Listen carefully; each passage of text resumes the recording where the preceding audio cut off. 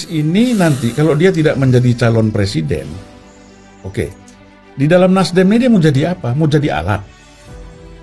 Dia diperalat, lo kampanye deh sana sini. Terus habis kampanye mau jadi apa? Saya sudah sering sampaikan itu, ada 3 kriteria utamanya. Pertama adalah pasangan yang bisa berkontribusi pada pemenangan. Yang kedua, berkontribusi pada stabilitas dukungan koalisi. Yang ketiga, mendukung dalam efektivitas pemerintahan. Jadi 3 itu yang pertama. Mungkin ada tambahan satunya. Secara chemistry, duit tunggal. Kira-kira gitu. SBY nggak sadar bahwa selera masyarakat Indonesia sekarang sudah banyak berubah. Sekarang dengan adanya media sosial, orang sudah melihat latar belakang seorang calon di dalam memilih, bukan lagi melihat tampilan. AHY ini memang kartu as dari SBY untuk mengikat kader Demokrat sesudah dirinya lengser dari politik. Bisa dibilang Partai Demokrat ini adalah bayinya SBY yang butuh orang tua yang tepat untuk mengasuhnya supaya tetap bertahan di tengah arus politik yang semakin berubah dari tahun ke tahun. Tetapi sayangnya peran orang tua di Partai Demokrat ini diserahkan SBY ke anaknya yang masih hijau dan tidak berpengalaman sama sekali di dunia politik. Karena memang AHY tidak pernah dibesarkan dalam iklim yang keras yang membentuk karakter kepemimpinan seseorang. AHY adalah generasi golden spoon yang lahir dalam kondisi semua ada, tinggal minta. Bahkan dikelilingi banyak orang yang sejak dia kecil sudah menunggu perintahnya. Presidium Kongres Rakyat Nasional Sutrisno Pangaribuan menyoroti bakal koalisi pengusung Anies Baswedan sebagai calon presiden. Ia menduga ada usaha mencari perhatian publik dari alotnya kesepakatan di antara Nasdem, PKS, Demokrat hingga dapat sorotan nasional. Kornas yang berada di pihak yang berseberangan dengan ketiga parpol tersebut menyampaikan pandangan sebagai upaya memberi informasi kepada publik. Sandiwara elit parpol tersebut harus dijelaskan dengan baik agar publik tidak terkecoh, ungkap Sutrisno dalam keterangan resmi pada Jumat 21 Januari 2023. Sutrisno menyebut tokoh besar yang berada di bakal koalisi pengusung Anies Baswedan sedang melakukan tugas masing-masing agar bisa mendapat hasil yang diinginkan di 2024. Secara langsung, Sutrisno menyebut Ketua Umum Partai Nasdem, Surya Paloh, Ketua Dewan Pertimbangan Partai Demokrat, Susilo Bambang Yudhoyono, dan mantan Wakil Presiden Yusuf Kalla sedang melakukan tugas khusus. Surya Paloh, wartawan senior, tentu paham mengatur isu yang harus dimainkan untuk menarik perhatian media sehingga menjadi bahan berita. SBY paham strategi playing victim dan berpengalaman, berhasil mengantarkannya menjadi presiden 2 periode. Sementara Yusuf Kalla memiliki kemampuan melakukan penetrasi ke berbagai lapisan masyarakat dan lintas wilayah, ungkap Sutrisno dalam keterangan resmi pada Jumat 21 Januari 2023. Sutrisno juga menyebut bakal koalisi pengusung ex-Gubernur DKI Jakarta tersebut tidak punya visi, misi, dan program yang jelas dengan segala macam upaya mencari perhatian yang dilakukan. Salah satunya soal cocok sosok calon wakil presiden.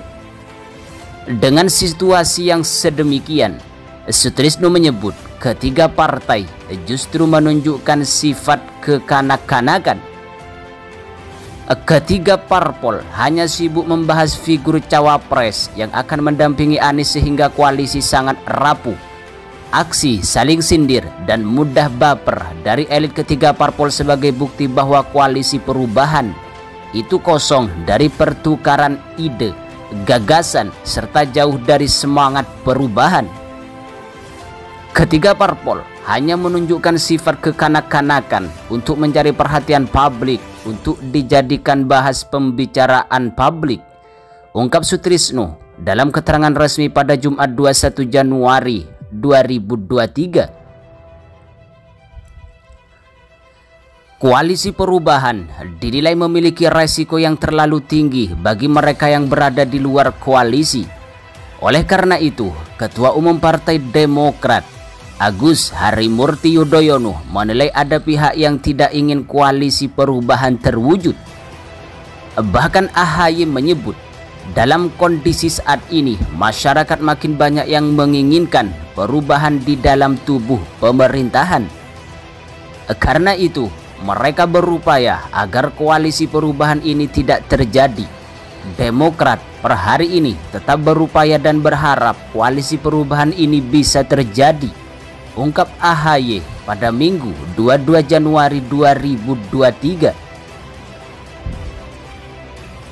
Di Indonesia sendiri, lanjut AHY, tidak banyak tokoh atau figur yang memperjuangkan atau akan memperjuangkan perubahan. Menurutnya, Demokrat menjadi salah satu yang paling terdepan dalam menentukan sikap ingin memperjuangkan perubahan dan perbaikan.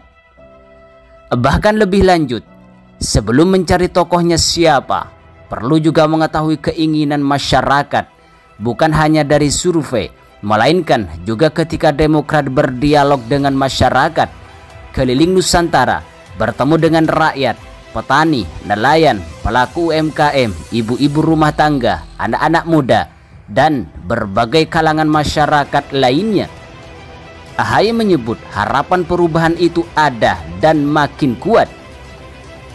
Dengan begitu, tidak berlebihan jika bersama dengan Demokrat kini tengah mencari sahabat yang bisa berjuang bersama-sama, yang memiliki kemiripan dengan perjuangannya. Di antaranya dengan Mas Anies, dan harapannya ke depan ini bisa makin baik hubungannya. Saat ini kami terus membangun komunikasi. Kami bersahabat sudah cukup lama, bisa saling memahami pikiran, perasaan, dan harapan ke depan, ungkap AHY pada Minggu 22 Januari 2023.